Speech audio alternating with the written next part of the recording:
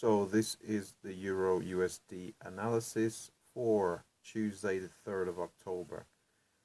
Now, let's just have a look what's happened over the past couple of days. This pretty much highlights the importance of having levels marked out on a chart, and and the charts respecting them. So over here, I did mention that if we do hold 1770, I would see a test of 1830. And we did see that test. We broke down from that to retest the 1770, and underneath which, so we didn't hold 1770, we broke down, and I did expect prices to go all the way down to 1720 for another retest of where we had these two previous retests where the weekly 200 period moving average is. We've not quite got down there, but we do seem to be building a base at around 1731, so we're currently 10 pips away. So I suppose it is possible that we'll go down and test that 1720. Now, let's that's the importance, I'd say, that's briefly the importance of marking your previous support resistance lines. I use them on a horizontal chart. I draw mine horizontally. I don't do any lines which are like trend lines, like let's just get an example up here. Yeah, so I do see technicians, market technicians, those do something similar to this, and they might just go all the way down, and they'll just say it's respecting the trend to the downside. If I change that a little bit, and once we break above that line, they could say there's been a shift in momentum. I personally don't do that. I just pretty much, as you can see with the red lines on the chart, keep mine horizontal. Now, like I've just shown in the example, these horizontal support resistance lines have been respected over the past couple of days of analysis.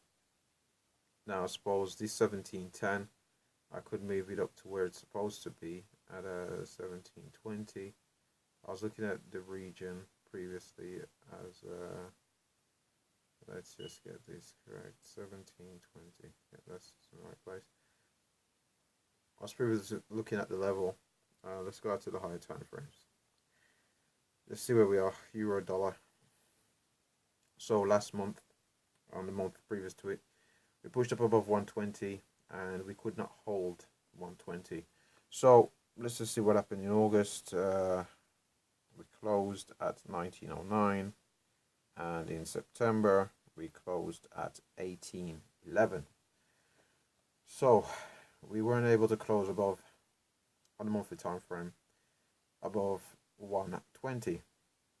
Now, as you can see on this higher time frame chart, we've had a strong push to the upside, and we could potentially be going to a pullback.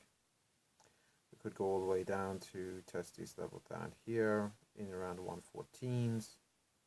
Let's make sure I haven't.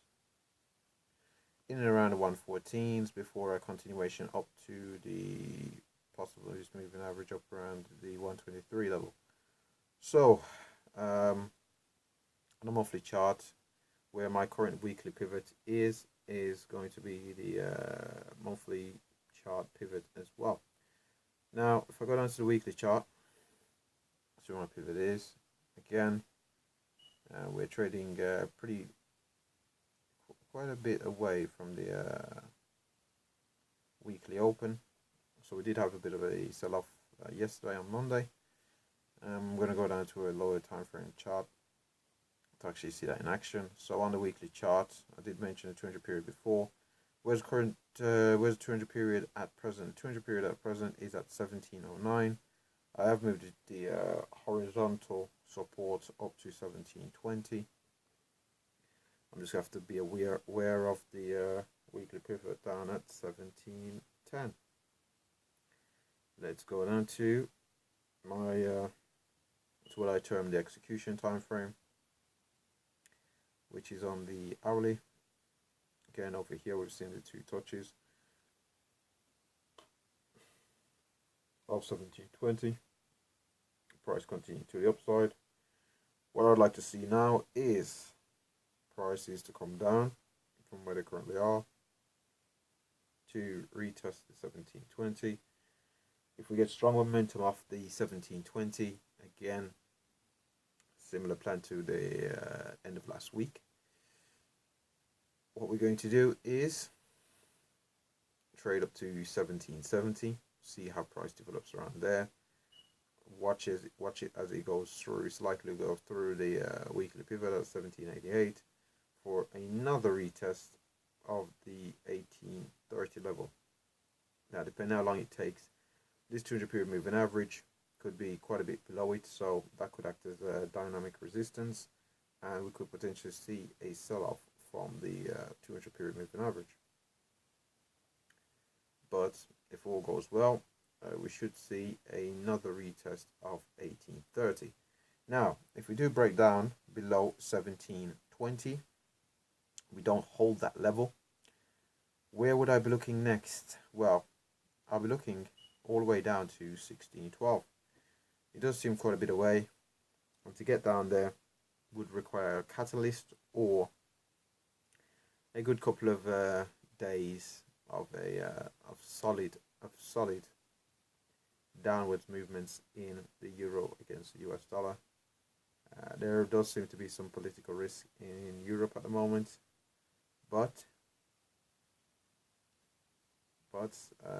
we just have to see how the data develops, and if the overall outlook, either with positive news regarding the US or negative news regarding the euro, for prices to trade all the way down to the 1612.